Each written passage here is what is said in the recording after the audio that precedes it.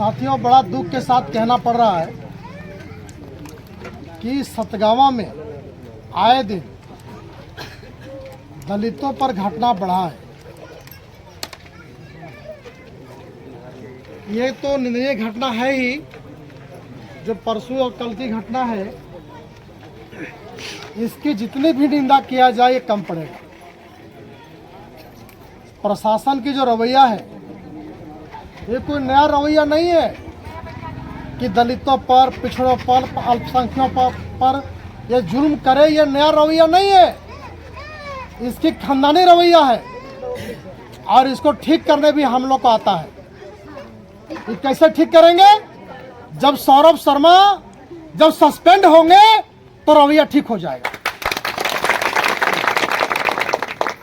हमको याद है 2016 कुमार भैया भी थे और हम लोगों ने उस वक्त भी, राजकुमार भैया भी थे और हम लोग पूरा रोड में सभा करके और यहाँ पर भी आके चेतावनी दिए थे और हम लोग बहुत मांग किए, लेकिन हम समझते हैं कि नस ढीला हुआ लेकिन पूरा ढीला इन लोग का नहीं हुआ। हम ये कह रहे हैं, इस देश में पुलिस से बड़ा गुंडा कोई नहीं है और ये गुंडा को अगर कोई पालता है तो ये पुलिस प्रशासन के लोग गुंडा पालते हैं। इसलिए हम मुख्य रूप से कह सकते हैं कि अगर कोई गुंडागर्दी है और कोई गुंडाई करता है तो वर्दी के आड़ में ये पुलिस प्रशासन गुंडागर्दी करते ही, बात को समझना होगा।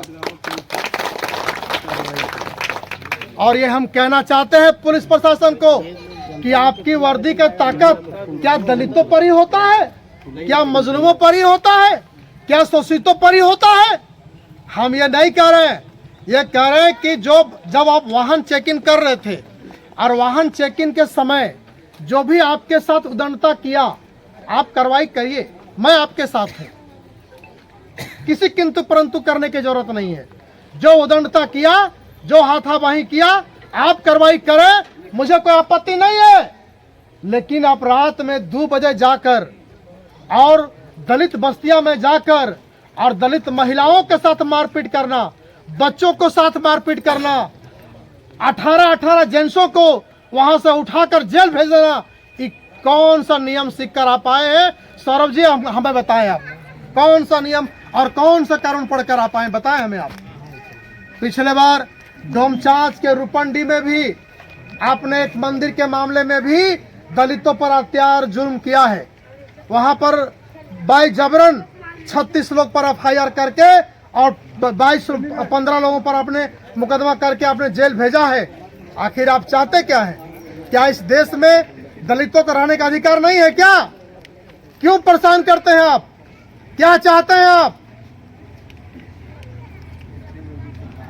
बड़ा दुख होता है जब हम जो रक्षक के खिलाफ जब हम लोग जाते हैं, पुलिस पर गर्व करते हैं कि पुलिस न्याय करेगा, पुलिस जुल्म नहीं करेगा, पुलिस पर भरोसा है, लेकिन ऐसे बिकाऊ पुलिस, ऐसे निकम्मा पुलिस, ये खाली लेवी लेने के लिए खड़े रहते हैं रास्ते में। जब गाड़ियां पार करते हैं तो लेवी चाहिए इन्हें।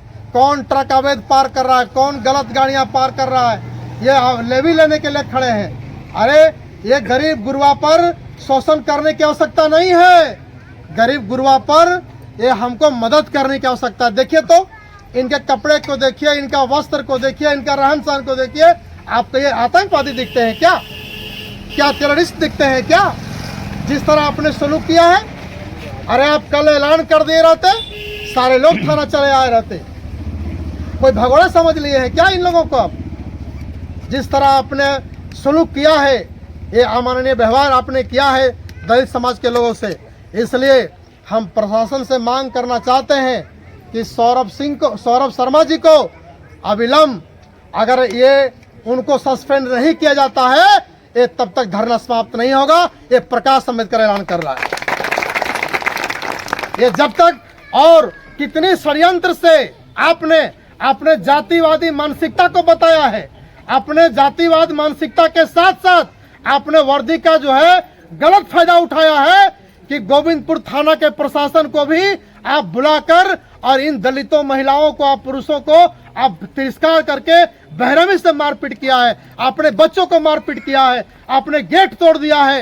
ये जुल्म नहीं है तो क्या है? ये अत्याचार नहीं है तो क्या है?